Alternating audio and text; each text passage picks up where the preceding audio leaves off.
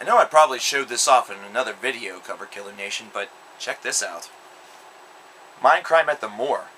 And we're talking both Mindcrimes too, 1 and 2. Thanks to my manager for that awesome gift. But it's now time for us to get into another current album review. This is an album that's not yet available at FYEs here in America, but you can probably still get it. It's one that's actually been released for about a week or so now.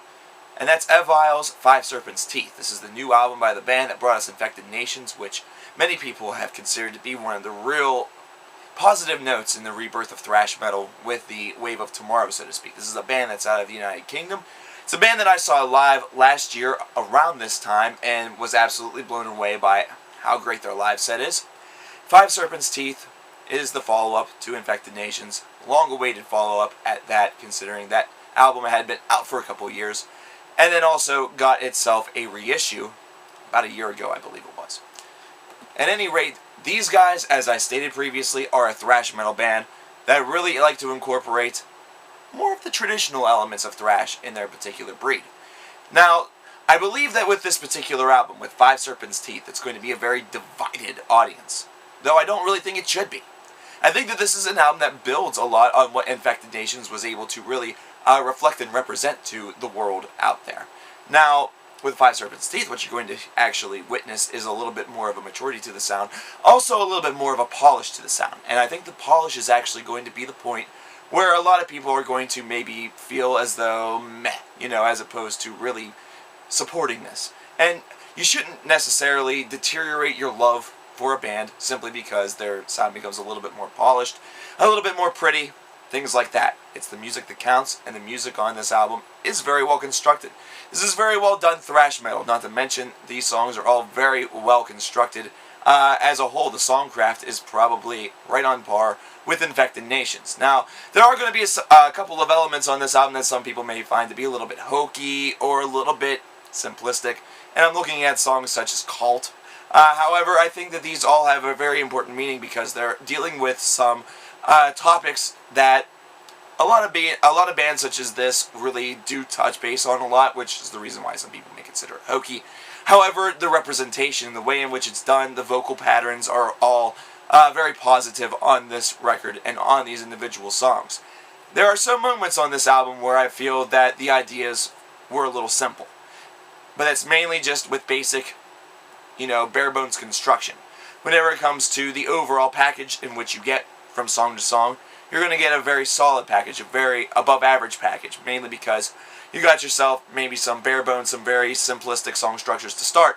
However, whenever it gets down to the soloing, when it gets down to the choruses, whenever the flow really is incorporated from start to finish on this album, it is something that flows together very nicely, and that even includes In Memorandum. Some people, I also think, I really do, and it's so stupid, but I think that some people are going to really react very negatively to In Memorandum, even though this is a fantastic song. This is a track where it is very, very spotlit well. It has a lot of just heart and passion behind it, and that is what it's all about. That's what the song is supposed to represent.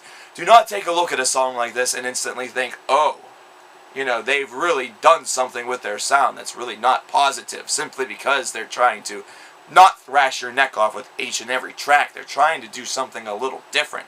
They're trying to possibly, write a song in memory of somebody and actually have it not be a thrash till you drop neck kill fest. Have it actually have a lot of passion behind it, a lot of care, a lot of just heart. Is that so wrong? It really isn't. And the song itself is very good as well. I think that this album as a whole has a very above average feel to it. It's not something that necessarily wowed me or blew me away whenever I listened to it. It wasn't something that whenever I finished the experience, I thought to myself, whoa, I'm changed. I'm a different person than I was 50 minutes ago or however long it was. Instead, this is an album that I feel just continues what this band has been able to accomplish thus far in their career. It's something that kind of lets everybody know, hey, we're still here, we're still making music, and our music still kicks ass. Whenever you combine the two, or compare the two, should I say, Infected Nations is still going to retain itself as the superior album.